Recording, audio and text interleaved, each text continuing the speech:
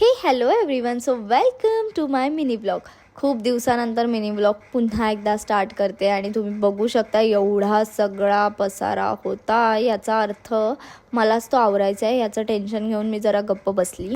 मी bag भरते आणि आमचा लल्लू आला नाही असं कधी झालंय का, हे सगळं विस्कटायला हाच मला मदत करत होता. त्यानंतर पोपटसारखी रेडी होऊन मी चाललेली आहे पुण्याला, कारण की करण दादाच्या घरी पूजा होती. सो खूप सारे कष्ट घेऊन मी फायनली पुण्यात पोचली. हे तर आल्यावर लयच ऊन लागू राहिलं अशी फिलिंग घेत मी फायनली आमच्या चुरण दादाला भेटली. बहुत पैसा है तेरे पास असं बोलून मी फायनली तिथे पूजेच्या पाया पडली.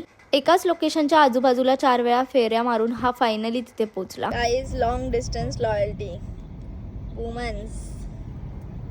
कुठून आणतोस हे गोळा करून? तू इकडं नसते मग आता येत ते कुठून तरी. अच्छा, कोणाचं तरी आणलं पाहिजे ना ते. हे माझं तर नाहीये 100%.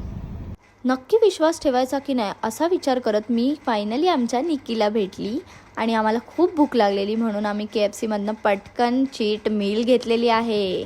आम्हाला रात्री खूपच लेट झालेला पोचायला, त्यामुळे गिफ्ट पहिले काय आलंय ते चेक केलं सकाळी उठून. काळा तोंडाला जरा गोरं करायचा प्रयत्न केला आणि हेच तोंड घेऊन लहान पोरांना घाबरवायची कला मी कशी काय विसरू शकते. बुवा आला बोलून त्याला घाबरवलं, बिचारा घाबरला होता हो. नेल आर्ट करण्यासाठी अपूर्वा आलेली आणि तिने तिचं काम खूप बेस्ट केलं. तुम्ही माझे हात बघू शकता किती सुंदर केलंय आणि इवन निकिताचे सुद्धा खूप मस्त केलेले. मग मी त्यांच्यासाठी थोडी कॉफी केली, सगळ्यांना दिली आणि मग आम्ही गेलेलो आहोत पुन्हा एकदा भटकंती करायला मार्केटमध्ये. हे चांगलं की ते चांगलं असं बोलून दोन्ही टॉप घेऊन आम्ही गप घरी आलो. आम्हाला ट्रॅव्हल करायचं होतं, सो निकिताने सुका झुंका बनवलेला घरामध्ये, खूप सुंदर केलेला आणि तिने सुनबाई कॅरेक्टर कुठची पासून जेवण बनवते.